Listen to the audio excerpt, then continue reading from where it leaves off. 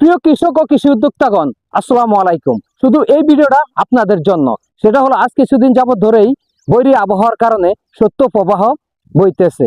আপনার দেখেন, আমাদের দেশে যদিও তুষারপাত নেই, তারপরে তুষারপাতের মতো চারিদিকে শুধু অন্ধকার হয়ে আসছে।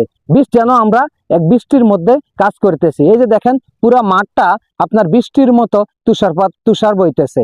এই তুষারের মধ্যে বিশেষ করে কৃষিকাজ যারা করেন তাদের জন্য খুবই ভয়ানক এবং বিপজ্জনক। আপনারা যারাই কৃষিকাজ করেন না কেন, তারা অবশ্যই নিজের সেফটি এবং নিজের খেয়াল রাখবেন। আপনারা জানেন, অনলাইন মিডিয়ায় আজকে 2-3 দিন ধরে একটা জিনিস ভাইরাল, সেটা হলো সাধারণত 500 টাকার জন্য একজন ব্যক্তি সকালবেলায় শীতের সময় আপনার 100 ডুব দিতে গিয়ে পানিতে সে এই দুনিয়া ছেড়ে চলে যেতে হয়েছে। তা আপনারা বুঝেন সে কতটা অভাবী ছিল, তার শুধু সেই বুঝে। আমরা কিন্তু তার অভাবটা বুঝি না বা বুঝার চেষ্টা করি না।